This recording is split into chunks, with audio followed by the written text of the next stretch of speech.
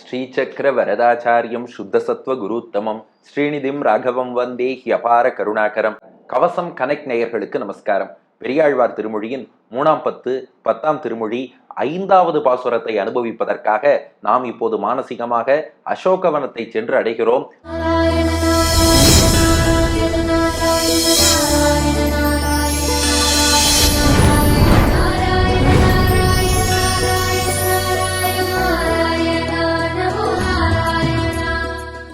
சிம்சுபா மரத்தடியில் சீத்தை, மரத்தின் கீழ்கிளையில் ஹனுமான் தன்னை ராமதூதன்னு நிரூபிக்க இதுவரை 4 அடையாளங்கள் சொல்ல சீதைக்கு 40% நம்பிக்கை வந்துருத்து.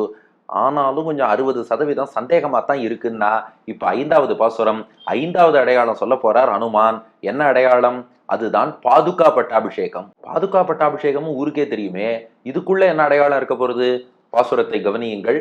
3ஆம் பத்து 10ஆம் திருமொழி 5ஆம் பாசுரம். மானமரு மென்னோக்கி வைதேவி விண்ணப்பம் கானமரும் கல்லதற்பொய் காடுரைந்த காலத்து தேனமரும் பொழில் சாரல் சித்திரக்கூடத்து இருப்ப பான்மொழியாய் பரதநம்பி பணிந்ததுமோர் அடையாளம். மானமரு மென்னோக்கி வைதேவி விண்ணப்பம் கானமரும் கல்லதற்பொய் காடுரைந்த காலத்து தேனமரும் பொழில் சாரல் சித்திரக்கூடத்து இருப்ப பான்மொழியாய் பரதநம்பி பணிந்ததுமோர் அடையாளம். இப்ப சீதையை அழைக்கிறார். மான் அமரும்னா மான் போன்றன்னு அர்த்தம். நோக்கினா நோக்குதல், அதாவது கண்ணுன்னு அர்த்தம். மென் நோக்கினா மென்மையான கண், மென்மையான பார்வை கொண்டவளே. மான் அமரும் மான் போன்ற, மென் நோக்கி மென்மையான பார்வை கொண்டவளே. மான் அல்லவோ கண்கள் தந்தது என்னும்படி மானமரும் மென் நோக்கி மான் போன்ற மென்மையான கண் கொண்டவளே. இந்த வார்த்தை ஏன் ஹனுமான் பயன்படுத்தினார்னா, இது அப்படியே வால்மீகி ஸ்லோகம். ஸ்வகனேன மிருகீம் ஹீனாம் ஸ்வகனாபிவிருதாம் இவ அப்படின்னு வால்மீகி ராமாயணத்துல ஸ்லோகம். ஒரு மான் பல நாய்கள் ஓநாய்களுக்கு மத்தியில சிக்கிண்டா எப்படி தவிக்குமோ, சீதை மான் போல பயத்தோடு மருட்சியோடு இப்படியே பார்த்துட்டு இருக்காளாம். சுத்தி பார்த்தா நாய் போல ஓநாய் போல பல அரக்கிகள் சூழ்ந்திருக்காளாம். மானமரு மென்னோக்கி வைதேவி. ஏற்கனவே வைதேவிக்கு விளக்கம் பார்த்துட்டோம் இல்லையா? விதேகனுடைய வம்சத்தில் பிறந்தவளாக, திருமேனி தேகமே இழைத்து போனவளாக, தேகம் இருக்கோ இல்லையோங்கும்படியாக இருக்கிறாள். விண்ணப்பம், அப்படிப்பட்ட வைதேகியே விண்ணப்பம் செய்கிறேன். மானமரு மென்னோக்கி வைதேவி விண்ணப்பம். ராமன் அருகில் இல்லாமல் நாய்க்கூட்டத்துக்கு மத்தியில் தனியாக சிக்கிக் கொண்ட மான் போல் நோக்கம் கொண்ட மெல்லிய பார்வை கொண்ட பிராட்டியே. கானமரும் கல்லதற்பொய் காடுரைந்த காலத்து. இப்ப சொல்ற அடையாளம் எப்போன்னா, வனவாசத்துல சித்திரக்கூட்டத்தில் இருந்த சமயம், அப்போது நடந்த சம்பவம். அது எந்த பாதையில இவா நடந்து போனா?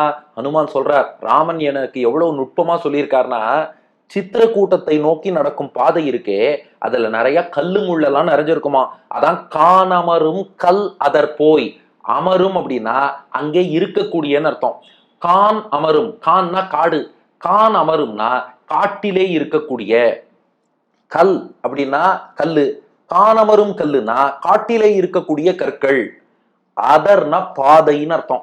கானமரும் கல்லதர்னா காட்டில் இருக்கக்கூடிய கற்கள் நிறைந்த அதர் பாதையிலே போய் பயணித்து. நீங்கள் சித்திரக்கூட்டம் நோக்கி பயணித்தீர்களே, அப்ப கானமரும் கல் காட்டில் இருக்கக்கூடிய கற்கள் அதர் பாதையிலே நிறைந்திருக்க போய் அந்த பாதையில் நீங்கள் பயணித்தீர்களே. காடுரைந்த காலத்து. இந்த இடத்துல காடுனா சித்திரக்கூட்டம் என்ற மலைச்சாரலில் உள்ள காடு. வால்மீகி பகவானுடைய ஆசிரமத்துக்கு இவர்கள் செல்கிறார்கள். என்னது வால்மீகியா? அவர் தானே ராமாயணமே இயற்றினார். ஆமா, அந்த வால்மீகி ஆசிரமம் அப்போது சித்திரக்கூட்டத்தில் இருந்தது. ராமன் சீத்தை லக்ஷ்மணன் மூவரும் வால்மீகி ஆசிரமத்துக்கு போனான்னு வால்மீகி ராமாயணத்திலேயே இருக்கு. ஆகையினால அந்த வால்மீகி முனிவர் வழிகாட்ட அவர் சொன்னபடி சித்திரக்கூட்டத்தை அடைந்து அந்த சித்திரக்கூட்டத்திலே ஒரு மலைச்சாரல்ல உள்ள காட்டிலே ஆசிரமம் பர்ணசாலை அமைத்து கொண்டு தங்கினார்கள். அதான் காடு. சித்திரக்கூட்டத்திலே உறைந்த தங்கியிருந்த காலத்து, நீங்கள் தங்கியிருந்த அந்த காலத்தில் நடைபெற்ற சம்பவம். அப்ப எனக்கு காலமும் தெரியும், இடமும் தெரியும், மார்க்கமும் தெரியும். கானமரும் கல்லதர் போய் காட்டில் உள்ள கற்கள் நிறைந்த பாதையில நீங்கள் நடந்து சென்றீர்கள். காடு, வால்மீகி சொன்னபடி சித்திரக்கூட்டம் மலைச்சாரலில் உள்ள காட்டுக்கு சென்றீர்கள். உறைந்த காலத்து, அங்கே தங்கியிருந்த வேளையிலே தேனமரும் பொழில் சாரல் சித்திரக்கூடத்து இருப்ப. அந்த வனவாச காலத்துல அந்த சித்திரக்கூட்டம் எப்படி இருந்ததா? தேன் அமரும், இந்த இடத்துல தேன்னா வண்டுன்னு அர்த்தம். இதான் தமிழ்ல ஆகு பெயர். தேனை உண்ணக்கூடிய வண்டை தேன் அப்படின்னே சொல்லிடுறா. அதாவது சில பேருக்கு தேங்காய் ரொம்ப பிடிக்கும்னா, தேங்காய் வந்துட்டான். ஒரு நடிகரை கூட தேங்காய் ஸ்ரீனிவாசன் சொல்றா பாருங்க. அது போல அவ எதை சாப்பிடுவாளோ அதுவே அவ பேரோட சேர்ந்துருமா. அதுபோல இவ அடிக்கடி வண்டுகள் தேனையே பருகுவதாலே தேன் என்ற சொல்லாலே வண்டு குறிக்கப்படுகிறது. தேன் அமரும்னா வண்டுகள் நிறைந்திருக்கக்கூடிய, வண்டுகள் அமரக்கூடிய பொழில். பொழில்னா சோலை. தேன் அமரும் பொழில், வண்டுகள் அமரக்கூடிய சோலைகள் நிறைந்த சாரல், மலைச்சாரலை கொண்ட சித்திரக்கூடத்து, சித்திரக்கூட்டம் என்னும் மலையிலே இருப்ப, தங்கி இருந்த காலத்தில். ஏன்னா ஹனுமான் என்ன பண்ணிட்டார், முன்னாடி சித்திரக்கூட்டம்னு பேர் சொல்லல. பொதுவா நீங்க வனவாசத்துல அப்புறம் யோசிச்சார், அந்த இடம் தெரியலன்னு சொல்லிட போறா, எனக்கு அந்த இடமும் தெரியும்னு காட்டத்தான் தேனமரும் பொழில் சாரல், வண்டுகள் நிறைந்திருக்கக்கூடிய சோலைகள் நிறைந்த மலைச்சாரலை கொண்ட சித்திரக்கூடத்து, சித்திரக்கூட்ட மலையிலே இருப்ப, நீங்கள் இருந்த காலத்தில். சீத்தை சொன்னா, இடம் பொருள் ஏவல்லாம் சொல்லிட்ட, இடம் சுட்டி பொருள் விளக்குக எல்லாம் சொல்லிட்ட, அடையாளத்தை சொல்லுன்னா அதான் பான் மொழியாய். பால் மொழியாய்ங்கிறதான் பான் மொழியாய்னா இருக்கு. மொழினா பேச்சு, பால் மொழியாய்னா பால் போல் இனிமையாக பேசுபவளே. பால் எவ்வளவு இனிக்குமோ அவ்வளவு தூரம் இனிமையாக பேசக்கூடிய பிராட்டியே பால் மொழியாய். பரத நம்பி. நம்பி என்றால் ஒரு ஆணுக்குரிய லட்சணங்கள் குணங்கள் எல்லாம் பரிபூர்ணமாக நிரம்ப பெற்றவன் அர்த்தம். அந்த பரத நம்பி பணிந்ததும், ராமன் திருவடியில சரணாகதி பண்ணானே, பரத நம்பி பணிந்ததும் ஒரு அடையாளம். பரதன் சரணாகதி பண்ணதுதான் அடையாளம். சீத்தை பார்த்தா சப்புன்னு போச்சு. இதான் ஊருக்கே தெரியுமேப்பா. பரதன் இருக்கானே, அவன் மொத்த மட்டும் அல்ல, சுமந்திரன் வசிட்டர்லேருந்து ஆரம்பிச்சு அன்னையர்கள்லேருந்து குகன்லேருந்து ரதகஜ துரக பதாதிகள்னு சொல்லக்கூடிய எல்லா சேனையிலேருந்து பக்கத்துல சத்ருகுணன் எல்லாரையும் அழிச்சுட்டு ஊரையே கூட்டிட்டு சரணாகதி பண்ணா. பரதன் சரணாகதி பண்ணது எல்லாருக்கும் தெரியும். ராமன் பாதுகை கொடுத்ததும் ஊருக்கே தெரியும். என்னப்பா நீ பீட்டிகை எல்லாம் பெருசா போட்டுட்டு, மான் போல் பார்வை கொண்ட பிராட்டியே வைதேகியே விண்ணப்பம் செய்கிறேன், நீங்கள் காட்டுக்கற்கள் நிறைந்திருக்கும் பாதை வழியாக காட்டுக்கு சென்ற அந்த காலத்திலே தேன் பருகும் வண்டுகள் சூழ்ந்திருக்கும் சோலைகள்லாம் நிறைந்திருக்கக்கூடிய மலைச்சாரல் கொண்ட சித்திரக்கூடத்திலே பால் போன்ற மொழி பேசக்கூடிய பிராட்டியே பரதன் சரணாகதி பண்ணதுதான் அடையாளம். என்னப்பா இது, முன்னாடி எல்லாம் நன்னா சொல்லிட்டு ஏதோ ஒரு நகைச்சுவையில சொல்றாரு பாருங்க, நீ ஆரம்பிச்சதெல்லாம் ரொம்ப நல்லா இருக்கு, பினிஷிங் சரியில்லைங்கிற மாதிரி. பரதன் நம்பி பணிந்தது. பரதன் எல்லா குணங்களும் நிறைந்த பரதன் பணிந்து சரணாகதி செய்தான். பரதனுக்கு எல்லா குணங்களும் உண்டுங்கிறது ஊருக்கே தெரியும். 1000 ராமர் நின்கீழ் ஆவரோ தெரியும் நம்மா, எண்ணில் கோட்டி ராமர்கள் ஆயினும் அண்ணல் நின் அருளுக்கு அருகாவரோ. கோட்டி ராமர் 1000 ராமர் வந்தாலும் ஒரு பரதனுக்கு நிகராக மாட்டார்கள். பரத நம்பி ஊருக்கே தெரியும். பணிந்ததும், அவன் சரணாகதி பண்ணி அழைத்ததும் தெரியும். ராமன் பாதுகை கொடுத்ததும் தெரியும். இதுல என்னப்பா ஆச்சரியம்னு கேட்டா, அப்ப ஹனுமான் சொன்னார், தாயே உள்ள இருக்கிற ரகசியமும் தெரியும், அது ரகசியம்ங்கிறதுனால பாட்டுல சொல்லாம கொஞ்சம் மறைச்சு சொன்னேன்னார். என்னப்பா ரகசியம்னு கேட்டா சீத்தை, இல்ல அப்ப ராமன் திருவுள்ளத்துல என்ன நினைச்சு பாதுகை கொடுத்தாருன்னு எனக்கு தெரியும் தான். அதாவது ஒருத்தர் நம்ம காலில் விழுந்து சரணாகதி பண்றாருன்னா இது பெரிய சாஸ்திர விஷயம். இதை கொஞ்சம் கவனியுங்கள். நம்ம காலில் ஒருத்தர் விழுந்து சரணாகதி பண்றாருன்னா அவர் நியாயமாக எது கேட்டாலும் அது நம்ம சக்திக்கு உட்பட்டதாக இருந்தால் அதை கொடுத்துடணும். ஆனா இந்த 2 கிரைட்டீரியா முக்கியம். அவர் அநியாயமா கேட்கக்கூடாது, நம்ம சக்தியை மீறியும் கேட்கக்கூடாது. நம் சக்திக்கு உட்பட்ட ஒரு விஷயத்த தர்மப்படி நியாயப்படி கேட்டு ஒருத்தர் காலில் விழுந்துட்டார்னா, காலில் விழுந்தவர் என்ன கேட்டாரோ அதை கொடுத்தே ஆகணும். அப்படி காலில் விழுந்து அவருக்கு நாம கொடுக்க மாட்டேன்னு சொல்லிட்டோம்னா அது பெரிய பாப்பம். இது சாஸ்திரங்கள்ல சொல்லியிருக்கு. இது மனிதனுக்கே பொருந்தும்னா, தெய்வம் பகவான் தன் திருவடியில சரணம்னு ஒருத்த விழுந்துட்டான்னா அவனை நிச்சயம் கைவிடவே மாட்டான். அவனை பொறுத்த வரைக்கும் சக்திக்கு அளவே இல்லை. நாம கேட்கறது தர்மப்படி பிரார்த்தனை பண்ணா போறோம். தர்மப்படி தன் காலில் விழுந்தவன் என்ன கேட்டாலும் தர்மத்துக்கு உட்பட்டதுன்னா பகவான் கொடுத்தே தீருவான்.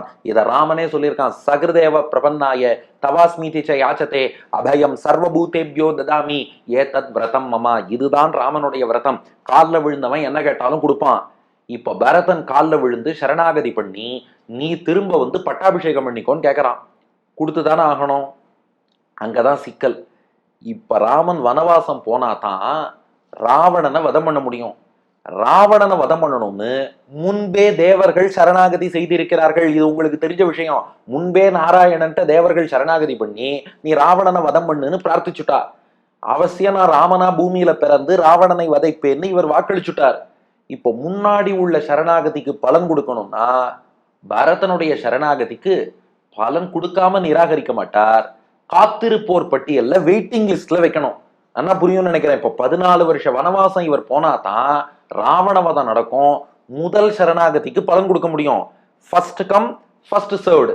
அந்த சரணாகதிக்கு பலன் கொடுத்துட்டு 14 வருஷம் கழிச்சு தான் இவன் சரணாகதி பண்ணதுக்கு ஏற்றபடி ராமன் பட்டாபிஷேகம் பண்ணிட்டு இவனுக்கு பலன் தர முடியும். அப்போ பரதன் விரும்பக்கூடிய பலன் சீதாராம பட்டாபிஷேகம்.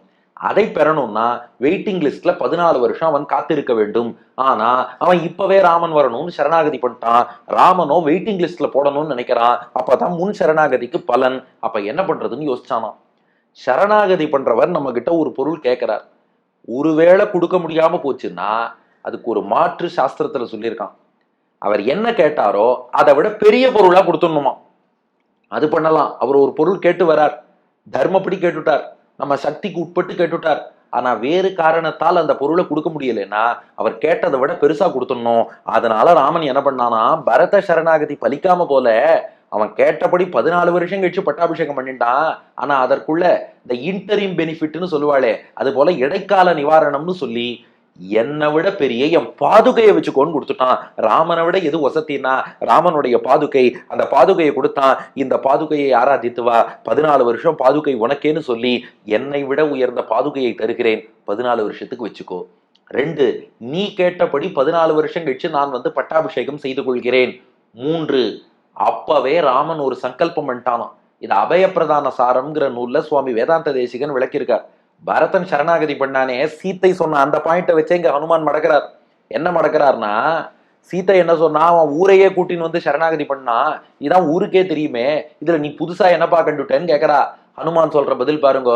ஆமா, ஊரையே கூட்டிட்டு வந்து பரதன் சரணாகதி பண்ணானோ இல்லையோ, அதனால ராமன் என்ன பண்ணானா, அது ஊரே செய்த சரணாகதியாக கருதினான். அதனால ராமன் என்ன பண்ணானா, மொத்த ஊரும் மொத்த அயோத்தியும் தன்னிடம் செய்த சரணாகதியாக கருதினான். அதனால அப்பவே மனசுல ஒரு சங்கல்பம் பண்ணிட்டான், நான் வைகுண்டம் புறப்படும் போது இவா எல்லாருக்கும் மோட்சம் கொடுக்க போறேன். எல்லாரும் என் காலில் விழுந்து சரணாகதி பண்ணியிருக்கா. பரதனுடைய சரணாகதிக்குள் மொத்த அயோத்தியும் அடக்கம். அதனாலதான் ராமன் வைகுண்டம் போகும்போது அன்று சராசரங்களை வைகுந்த தேற்றின்னு அயோத்தியால உள்ள புல் பூண்டு ஈ எறும்பு என் வீட்டுல உள்ள மிக்சி கிரைண்டர்ல இருந்து ஆரம்பிச்சு எல்லாரையும் வைகுண்டமான அழிச்சுன்னு போயிட்டான். அயோத்தி ஜனங்கள் எல்லாரையும் அழிச்சுன்னு போனா. அவ ஒண்ணுமே பண்ணலையேன்னா எல்லார் சார்பில் பரதன் சரணாகதி பண்ணானோ இல்லையோ, அன்னைக்கே ராமன் தீர்மானித்தான், எல்லாரும் என் காலில் விழுந்துட்டான்னா இனி எல்லா வகையிலும் இவர்களை காப்பது என் பொறுப்புன்னு பகவான் முடிவு பண்ணா. அப்ப பெருமாள் திருவுள்ளத்தில் எழுந்த அந்த சிந்தனை எனக்கு தெரியுங்கிறார் ஹனுமான். அதாவது இவனுக்கு உடனே ஒரு பலன் தரணும். அது என்னை விட உயர்ந்த பாதுகையை கொடுத்துடுறேன், கேட்டதை கொடுக்கலன்னா கேட்டதை விட பெருசா கொடுத்துடுறேன். 2, அவன் கேட்டதையும் 14 வருஷம் கழிச்சு இந்த தேவர்களின் சரணாகதிக்கு பலன் ராவணவதத்தை நடத்திட்டு இவன் சரணாகதிக்கு பலன்னு பட்டாபிஷேகத்தை பண்ணிக்கிறேன். 3, எப்ப இவன் காலில் விழுந்துட்டானோ காலா காலத்துக்கும், எப்போதுமே நம்ம சரணாகதின்னு பண்ணிட்டோம்னா அதுக்கப்புறம் நாமே போறேனாலும் பகவான் விடமாட்டார். அதனால காலா காலத்துக்கும் இவனையும் இவனோடு வந்த மக்களையும் காத்து வைகுண்டம் சேர்ப்பது வரை என் பொறுப்பாக ஏற்றுக்கொள்கிறேன்னு மனசுல நினைச்சாரே. இப்ப சீதைட்ட ஹனுமான் சொல்றார், இந்த விஷயம் எதுவும் ராமன் வாயை திறந்து பேசல. இந்தா பரதா பாதுகைன்னு கொடுத்தார், என்னை விட பாதுகை பெருசுன்னு சொல்லல. 14 வருஷம் கழிச்சு வந்து பட்டாபிஷேகம் பண்ணிக்கிறேங்கிறத வாக்களித்தார். ஆனா பின்னாடி மோட்சம் தர போறேங்கிறதையும் அப்ப சொல்லல. ஆனால் இந்த 2 செய்ய போறாருங்கிறது கூட எனக்கு தெரியும்னா இது ராமனுடைய மனசை அறிஞ்ச ஒருத்தரை தவிர வேற யாராலும் இதை சொல்ல முடியாது. ஒண்ணு சீத்தை சொல்லலாம், ராமன் என்ன நினைப்பாருன்னு ராமனுடைய மனசு சீதைக்கு தெரியும். இன்னொன்னு ராமனுடைய மனம் இந்த அனுமனுக்கு தெரியும். ராமனுடைய கருத்தை அறிந்தவன், ராமனுடைய மனத்தை அறிந்தவன், ராமன் என்ன நினைப்பான் என்பதை அறிந்தவன். அதனாலதான் பான்மொழியாய் பரத நம்பி பணிந்ததும், அதாவது பணிந்ததும் அப்படின்னா பணிந்தது, பணிந்த அந்த செயல்னு ஒரு அர்த்தம். பணிந்ததும், அவன் பணிந்தவுடன் ராமன் என்ன நினைச்சாங்கிறது எனக்கு தெரியும், ஓர் அடையாளம். அவன் பணிந்ததும் ராமன் பாதுகையும் கொடுத்தான், அவன் கேட்டபடி பட்டாபிஷேகம் செய்து கொள்கிறேன்னு வாக்களித்தான், மோட்சம் கொடுப்பதுன்னு மனசுல முடிவெடுத்தானே, அந்த ராமனுடைய கருத்தும் கூட ஓர் அடையாளம் எனக்கு தெரியும், அடியன் அதனால் ராமதூதன் என்று ஹனுமான் சொன்னார். சீத்தை பார்த்தாப்பா, நீ ராமனுடைய கருத்தையே அறிஞ்சிருக்க, அப்ப 50% உன் மேல நம்பிக்கை வந்துருத்து, நீ ராமதூதனாகத்தான் இருக்கணும்னு. ஆனா ஒரு 50% சந்தேகமும் இருக்கு. இந்த சில பேர் மாயாஜாலம் எல்லாம் பண்ணி மை போட்டு பார்த்து நீ என்ன நினைக்கிற, அவர் என்ன நினைக்கிறார், இதையெல்லாம் எண்ணங்களை ஸ்டடி பண்றேன்னு பண்ணுவா. நீ அப்படிப்பட்ட ஆளா கூட இருக்கலாம் இல்லையா, நான் என்ன நினைக்கிறேன், ராமன் என்ன நினைக்கிறான், இதெல்லாம் ஏதாவது மாயாஜாலம் பண்ணி தெரிஞ்சுன்னு வந்து என்கிட்ட அடையாளம் சொல்றேன்னு போய் சொன்னா உன்னை எப்படி நம்புறது? 50% சந்தேகமா இருக்குன்னா சரி. அடுத்த பாட்டுல 6வது அடையாளம் சொல்ல போறார் ஹனுமான். ஆக மொத்தம் இந்த 5வது பாடல் மானமரு மென் நோக்கி வைதேவி விண்ணப்பம் கானமரும் கல்லதற் பொய் காடுரைந்த காலத்து தேனமரும் பொழில் சாரல் சித்திரகூடத்து இருப்ப பான்மொழியாய் பரதநம்பி பணிந்ததுமோர் அடையாளம் மானமரு மென்னோக்கி வைதேவி விண்ணப்பம் கானமரும் கல்லதற் பொய்க் காடுரைந்த காலத்து தேனமரும் பொழில்சாரல் சித்திரகூடத்து இருப்ப பான்மொழியாய் பரதநம்பி பணிந்ததுமோர் அடையாளம். மான் போன்ற மென்மையான பார்வை கொண்ட வைதேகியே, விண்ணப்பம் செய்கிறேன். காட்டில் இருக்கக்கூடிய கற்கள் நிறைந்த பாதையில பயணித்து காட்டில் வசித்த அந்த காலத்திலே வண்டுகள் சூழ்ந்த சோலைகள் நிறைந்த மலைச்சாரலை கொண்ட சித்திரக்கூடத்தில் நீங்கள் இருந்தபோது பால் போன்ற இனிமையான மொழி கொண்ட பிராட்டியே, பரத நம்பி பணிந்தானே, அப்ப ராமன் என்ன நினைச்சான்னு அடியனுக்கு தெரியும். இதுதான் 5வது அடையாளம்னு ஹனுமான் சொல்கிறார். அடியன் வழங்கும் ஆங்கில வடிவம். ஓ Vaidehi, with soft looks resembling a deer, my application to you.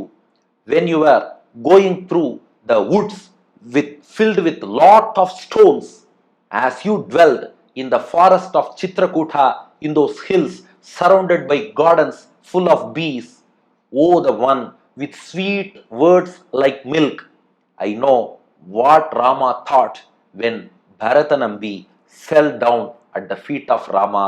This is the 5th evidence என்பது இதற்கான ஆங்கில வடிவம். இனி இதற்கு அடுத்த பாசுரம் மேலும் நம்பிக்கையை ஊட்ட 6வது அடையாளம் ஹனுமான் என்ன சொன்னார் அடுத்த பகுதியில் காண்போமா? பெரியாழ்வார் திருவடிகளே சரணம்.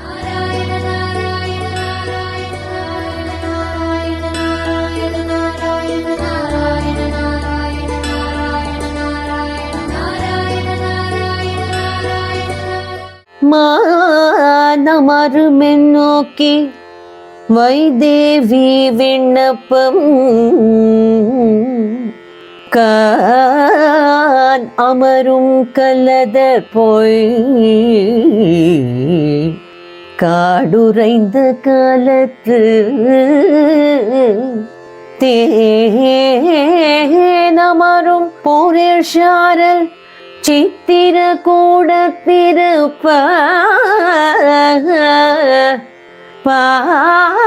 பால்மொழியாய் பரதநம்பி